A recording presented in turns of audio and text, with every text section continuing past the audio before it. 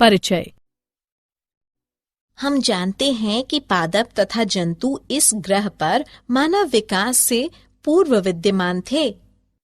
जैसे ही मानव ने पादपों व जंतुओं को अपनी मौलिक आवश्यकताओं की पूर्ति के लिए उपयोग करना शुरू किया, उन्होंने पादपों तथा जंतुओं को अपनी भाषा में नाम देना आरंभ किया।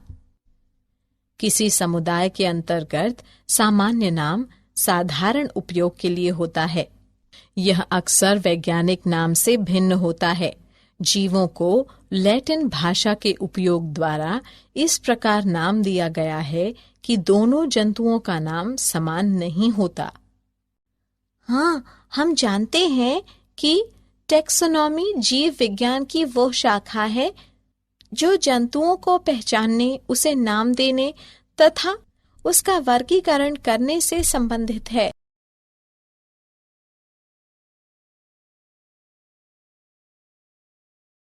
उद्देश्य। इस पाठ के अंत में आप निम्न करने में सक्षम हो जाएंगे: टैक्सोनॉमिक प्रकारों की पहचान करना, प्रजातियों को समझना, वर्ष को समझना, कुलों के प्रकार को ज्ञात करना, गण के प्रकार को समझना, वर्ग को समझना, संघ को समझना,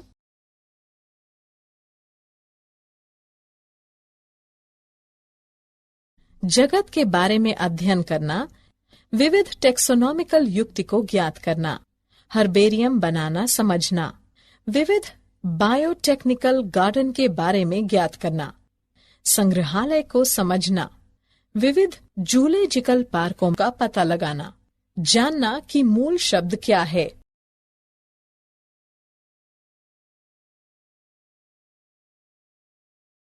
वर्गीकरण। जंतुओं को नाम देना तथा उसकी पहचान करना यूनानियों तथा रोमवासियों ने शुरू किया। अरस्तु ने जीवों को घोड़ों, पक्षियों तथा ओक जैसे समूहों में वर्गीकृत किया। उन्होंने कहा कि सजीव या तो पादप हैं या जंतु।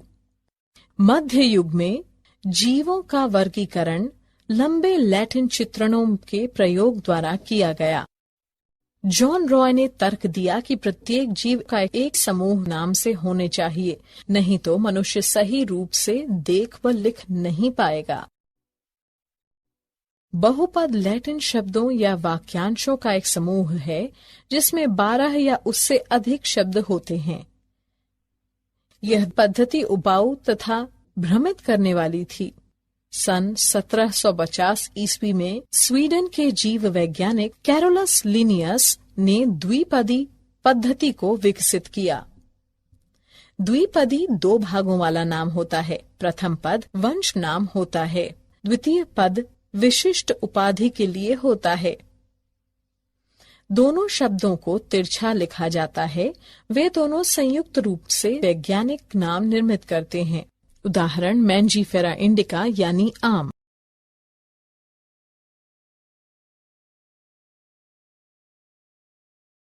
वर्गीकरण के प्रकार। अरस्तु ने जीवन को 14 समूहों में वर्गीकृत किया, जैसे स्तनधारियों, पक्षियों इत्यादि। राय ने जंतुओं तथा पादपों को उनके आपसी संबंधों के आधार पर समूह में बांटा। आधुनिक टैक्सोनॉमिस्ट ने वर्गीकरण के लिए नियमित आधार का उपयोग किया। जाति, वंश, कुल, गुण, वर्ग, संघ, जगत। प्रांत टैक्सोनॉमिस्टों ने जंतु वर्गीकरण के लिए उत्तराधिकार पद्धति का उपयोग किया।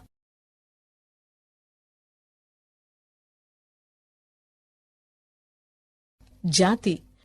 जॉन राय के अनुसार जाति जीवों का एक समूह है जो आपस में उर्वर बच्चों को जन्म देते हैं। ऑनसेट मेयर ने जैविक जाति अवधारणा को प्रतिपादित किया।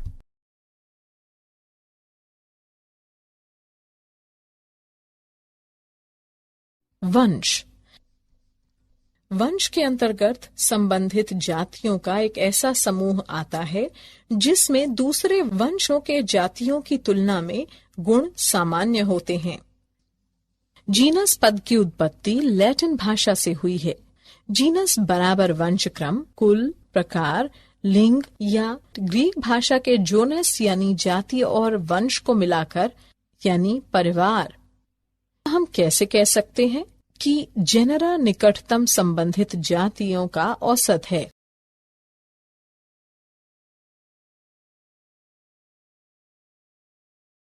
कुल वंशों व जातियों की तुलना में कम समरूपता के साथ संबंधित जेनरा का एक समूह है। फैमिली पद की उत्पत्ति लैटिन फैमिलिया बराबर फैमिलिया से हुई है। उदाहरण हम कह सकते हैं कि आलू, टमाटर तथा बैंगन सोलेनेशिया फैमिली में आते हैं, जबकि शेर, चीता, बाघ इत्यादि फेलिडा कुल के अंतर्गत आते हैं।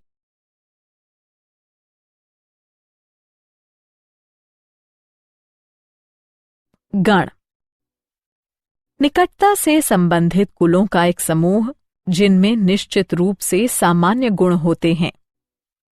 गण यानी ऑर्डर पद की उत्पत्ति लैटिन के आडो बराबर श्रृंखला यानी सीरीज यानी पंक्ति यानी गण यानी ऑर्डर से हुई है।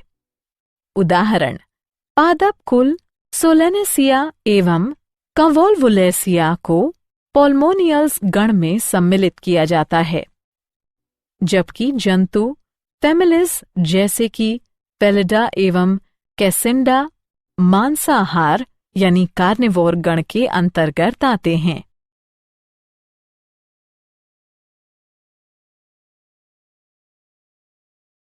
वर्ग निकटता से संबंधित गुणों के समूह जिसके गुणों में निश्चित समानता होती है।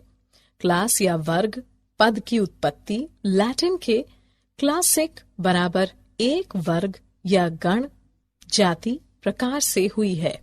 उदाहरण वर्ग स्तनधारी मेमेलिया।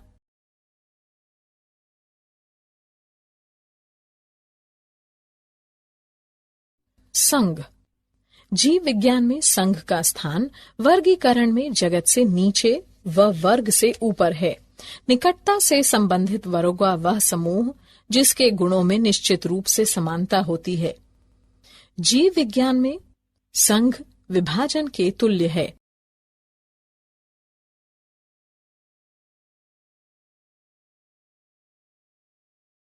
जगत या रेगनम वर्गीकरण में या तो उच्चतम स्थान या प्रांत से नीचे का स्थान है। प्रत्येक जगत को लघुतर समूहों में विभाजित किया गया है जिसे फाइला कहते हैं। 6 जगतों के निकाय हैं जंतु, पादप, कवक, प्रोटिस्टा, आर्केया, बैक्टीरिया, जबकि कुछ लोग केवल 5 जगतों को मानते हैं। मोनेरा, प्रोटिस्टा, क्वक, पादप, जंतु।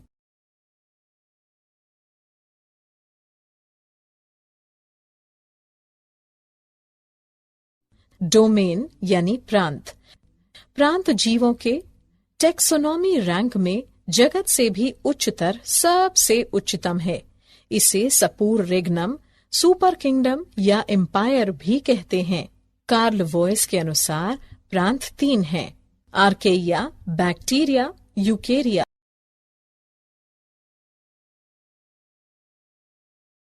टेक्सोनोमिक एड्स सूचनाओं तथा नमूनों के भंडारण जो जीव की पहचान तथा वर्गीकरण में मदद कर सकते हैं टेक्सोनोमिक एड्स कहलाते हैं।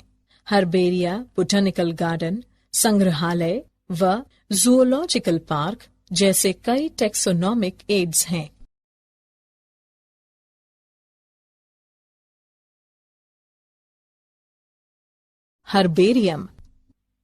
हर्बेरियम एकत्रित पादप नमूने का भंडारण गृह होता है जिसमें पृष्ठों पर सूखे, दबे तथा संरक्षित पादप होते हैं।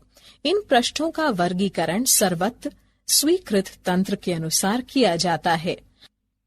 हर्बेरियम पृष्ठों पर ये नमूने उनके वर्णन के साथ भविष्य के उपयोग के लिए भंडार गृह या गोदाम में रखे जाते हैं। हर्बेरियम पृष्ठ में लेबल पर एकत्रित करने की तिथि व स्थान अंग्रेजी में स्थानीय तथा बोटानिकल नाम, कुल, संग्रहकर्ता का नाम लिखा होता है।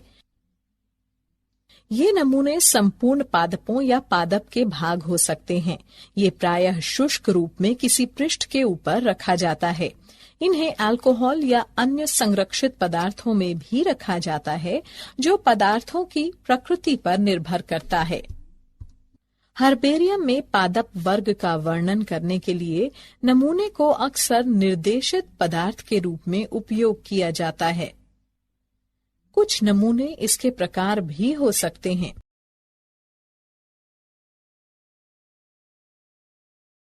बोटेनिकल गार्डन एक ऐसा स्थान जहां पर तरह तरह के पौधे विशेष रूप से वैज्ञानिक या शैक्षिक उद्देश्य के लिए उगाए जाते हैं, किंतु लोगों को सामान्यतः देखने की छूट होती है एवं ऐसे पादपों में संसार के दूसरे भागों के सजावटी पौधे भी सम्मिलित होते हैं।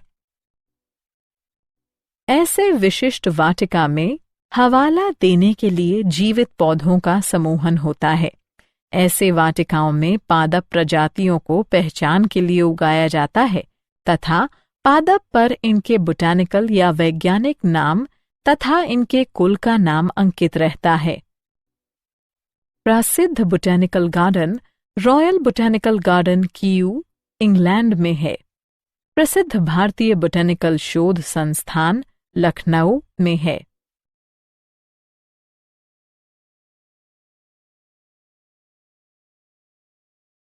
संग्रहालय अध्ययन तथा हवाला देने के लिए संरक्षित पादपों व जंतुओं के नमूने जैविक संग्रहालयों में एकत्रित होते हैं। जैविक संग्रहालयों की स्थापना साधारणतः शैक्षिक संस्थानों जैसे कि स्कूल तथा कॉलेज में की जाती है। नमूने को किसी पात्र या जार में संरक्षण प्रदान करने वाले विलयन के अंदर रखा जाता है। पादप तथा जंतुओं के नमूनों को भी शुष्क नमूनों के रूप में संरक्षित रखा जाता है। कीड़ों को एकत्रित कर, मारकर तथा ऑलपिन लगाकर कीट बॉक्स में रखा जाता है। बड़े जंतुओं जैसे पक्षियों तथा स्तनधारियों को प्रायः बंद कर तथा संरक्षित रखा जाता है। संग्रहालय में प्रायः जंतुओं के कंकाल एकत्रित होते हैं।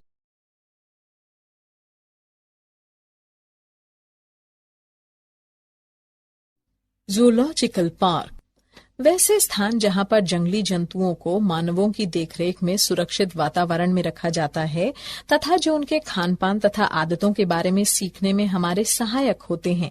चिड़ियाघर में सभी जानवरों को उनकी प्राकृतिक आवास के अनुकूल हर संभव परिवेश प्रदान किए जाते हैं। बच्चे इन पार्कों में जाना पसंद करते हैं, जिससे सामान्यतः चिड़ियाघर कहते हैं।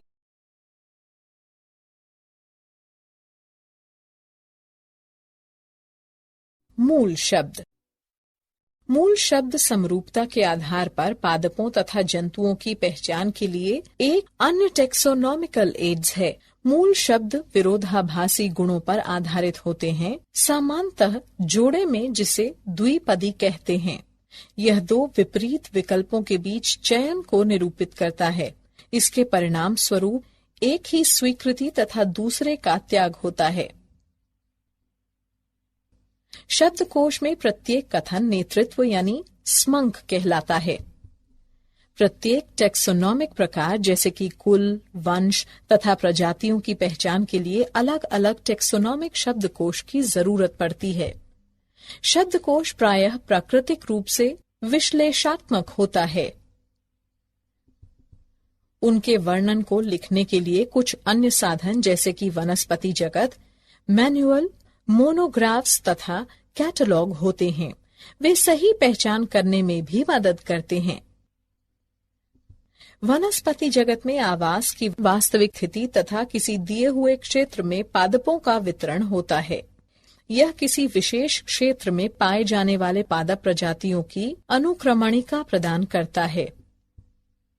मैनुअल किसी क्षेत्र में पाए जाने वाले प्रजातियों के नामों की पहचान के लिए सूचनाएं प्रदान करने के लिए उपयोगी होता है।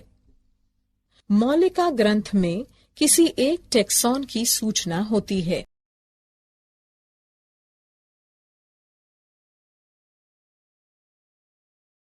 क्या आप जानते हैं एसिटाबुलेरिया 6 सेंटीमीटर से 10 सेंटीमीटर लंबी सबसे बड़ी पादप कोशिका है। ई कोलाई 5 माइक्रोमीटर आकार का एक बैक्टीरिया होता है।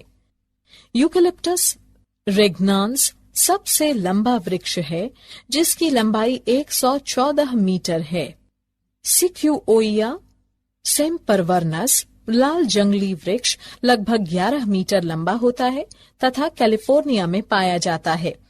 हाथी थल भाग का सबसे बड़ा जानवर है।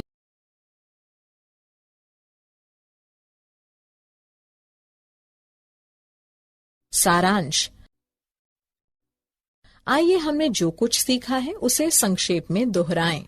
जंतुओं के प्रकार तथा विविधता की अध्ययन के लिए जीव वैज्ञानिकों ने जंतुओं की पहचान, नामकरण तथा वर्गीकरण के लिए कुछ नियम तथा सिद्धांत विकसित किए हैं। इन पहलुओं की व्याख्या के लिए ज्ञान की शाखा को टेक्सोनॉमी कहा जाता है। पादपों तथा जंतुओं की विविध प्रजातियों को टेक्सोनॉमिक अध्ययन कृषि, वन विज्ञान, उद्योग तथा हमारे जैविक संसाधनों तथा उनकी विविधता को विशेष रूप से जानने में उपयोग होता है। टेक्सोनॉमी का मौलिक आधार जैसे जंतुओं की पहचान, नामकरण तथा वर्गीकरण अंतर्राष्ट्रीय कोड के अधीन सर्वत्र विकसित हुआ है। वर्गीकरण के तंत्र में कोई जीव किसी स्थान को ग्रहण या नेतृत्व करता है। जीवों के कई प्रकार या रैंक हैं तथा इन्हें टेक्सोनॉमिक कैटेगरी या टेक्सा के रूप में प्रायः व्यक्त किया जाता है। ये सभी प्रकार टेक्सोनॉमिक स्तर का निर्माण करते हैं। टेक्सोनॉमिस्टों ने जीवों को पहचान, नामकरण तथा वर्गीकरण प्रदान करने के लिए कई प्रकार के टेक्सोनॉमिक ऐड विकसित किए हैं। ये अध्ययन वास्तविक नमूने से की जाती है, जिसे खेतों से एकत्रित किया जाता है, जिसे हवाला देने के लिए हर्बेरिया संग्रहालय, बोटैनिकल गार्डन तथा जूलॉजिकल पार्कों में संरक्षित रखा जाता है। हर्बेरिया तथा संग्रहालयों में नमूने को एकत्रित करने तथा संरक्षित करने के लिए विशेष तकनीकी जरूरत होती है। बोटैनिकल गार्डन तथा जूलॉजिकल पार्कों में पादपों तथा जंतुओं के जीवित नमूने मिलते हैं। टेक्सोनॉमिस्ट अधिक अध्ययन के लिए मैनुअल तथा मौलिक ग्रंथ से सूचनाओं को तैयार करते हैं तथा अलग करते हैं।